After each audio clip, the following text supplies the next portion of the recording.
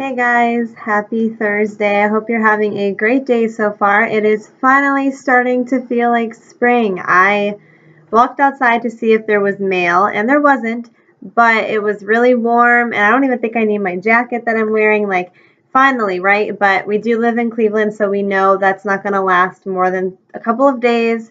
I saw Monday's going to be like 42, so enjoy it while we can, right? But yeah, I hope you guys are having a great day. I am going to volunteer here shortly with Rachel. I enjoy Thursdays because we do that for a couple of hours. It gets me out of the house. It gives me the chance to do something to make a difference and see one of my very dear and closest friends. So those of you who have followed the last few videos have known that I have been talking about like depression and anxiety and my own struggles with that, and how each day has its own set of challenges and just craziness. Today really has not been too bad. I, went to my Mission Fit class yesterday at CVC, was surrounded by a lot of positive women who were, giving me advice and praying for me. I had a counseling appointment, and then like I just crash. Like I'll be good when I'm out of the house and doing those things, and then when I come back or engage sometimes with people, like I go back to where I was, and I don't want to do that, and I don't want to be that way. It's not healthy, and I know it's not. So, this video is more about talking how we have to take life one day at a time. We're even, Jesus tells us to do that tomorrow has enough worries of its own. Why are we worrying about tomorrow? And I am a very future-minded person. Like I'll think about in June, there's this going on. In July, there's this going on. And I think about it, and that's fine to plan ahead to certain degrees. But when I get anxious about it, that's not good. When you have feelings like that about the future, you're getting anxious about the future. And then sometimes we get stuck in the past, and we don't live in the now. And I have done that probably my entire life. And sometimes what's going on in front of me is overwhelming. I have enough going on in what the day brings that could bring me stress or anxiety. So why am I worrying about tomorrow when what's in front of me right now could very well be something important, overwhelming? And that has been, I think, a lot of the root of why I'm struggling, is I look too far into the future, and then I look into the past too much. And the only time we really should go even into the past is to see how far we've come. A good reference would be, we don't have to keep looking in the rearview mirror. Like that's behind me. As you're driving, the rearview mirror is to see what's behind you. You look forward through the windshield to see what's in front of you. And I just know that this is a season of life that I'm in, my husband and I are in, that is going to pass, and God will see us through it. And we had a very intense prayer session last night that I don't think we've had in a while, and I personally have not even had in a long time. And I don't want my prayer life to go by the wayside, because that is how God communicates back to me. And lately, I just feel like I'm not hearing what He's saying, but I feel like there was a breakthrough the last day or so that I need to just continue to surrender it all to Him and be transparent, be willing to listen. It's one thing to just go on, talk to God, and give all of our worries to Him as He commands us to do, but we have to listen to what His response is. And it might not be what we want. For me, it's wait, it's be patient, it's, again, one day at a time, one moment at a time, 1 second at a time. When you're dealing with anxiety and you're dealing with depression, the little victory is the 1 second at a time, is knowing that. And for me, a little victory was not, staying in my house yesterday. I went to my Mission Fit class, to my Bible study, to my counseling appointment, and then I came home. I was home for a little while, went to Spencer's soccer game last night, and I fought through all of that. I did not want to go to anything. I was stuck in my own head, stuck in my own thoughts, and thought it'd be better if I just stayed home. But that's where the enemy wants to get me, is at home. When I'm alone and I'm stuck there.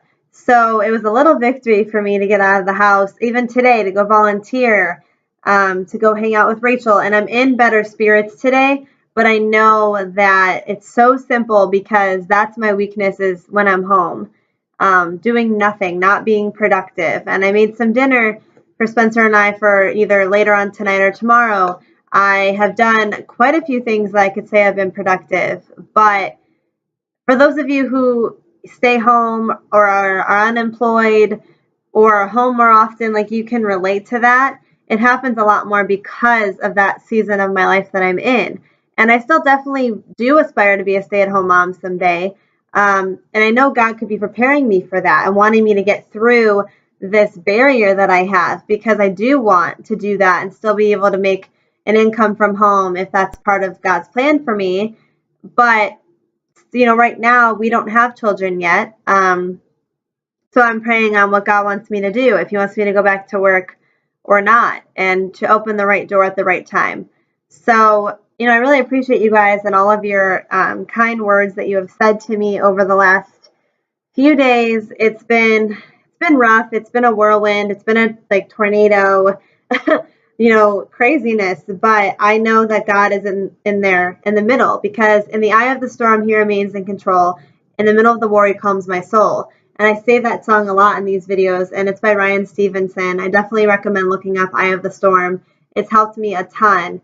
And just praying and not missing that one-on-one time with God, doing my Bible study workbook, praying with my husband and being diligent about that, and being diligent about how often I do that with him, and knowing again that it's about the little victories. For me, it was a victory today that I went to the gym at 9 o'clock this morning.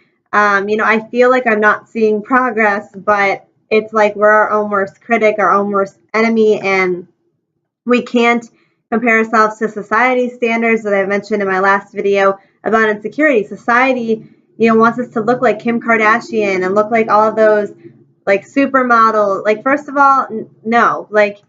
If you want to work out for yourself to make yourself feel great, it always has to be the right focus. You can't do it for vain purposes, to try to look better than other people, and for someone else, to do it for your mom, your dad. If you want to look good for yourself, that should be the main reason and the only reason that you do it. Not because society makes women feel like they don't look good the way that they are. And I feel like I will be doing a separate video about that, because it's been getting to me, just the culture that's so sexed up. I don't understand that. I don't understand the provocativeness, the need to post provocative things, the need to be half nude in photos and just flaunt yourself out there. It's the wrong kind of attention. It attracts the wrong kind of guy. I mean, guys have enough struggle being a man in this world, trying to follow the Lord and do it the right way, and having all this temptation from the women who, in my opinion, should know better than to do that stuff. So, I think I'll be doing a separate one on that. But, I wanted to really focus today on just the little victories that we have each day, and taking one day at a time, one moment, 1 minute, 1 second, one breath, being thankful for the little things. I have breath in my lungs. I have a house. I have animals. I have clothes to wear. I have the option to have heat or no heat, car to drive, just the little blessings. And when I sit there and remember that God gave me all of these blessings in the middle of the storm that I am in, it kind of puts things into perspective that he has done so much for me already. And why would he not carry me through this? It makes me think of that scene in that story in the Bible when they're out on the boat, the disciples, and Jesus told them to meet him across the water. So they're on the boat and they are in the middle of a storm. And they were saying, why would he take us out, tell us to come out here in this storm? We have to turn around. And they kept encouraging each other to keep going. And then they see Jesus on the water, because he walks on water. That's incredible. He walked on the water. And he had Peter come out. He called Peter out. And Peter was he's stepping his foot into the water, but then he turns around. And Jesus said, you didn't believe. You didn't follow through. So he goes under the water, Jesus saves him. But that was an example of not having the faith in that moment that Peter doubted. He doubted Jesus, that he could really walk on the water.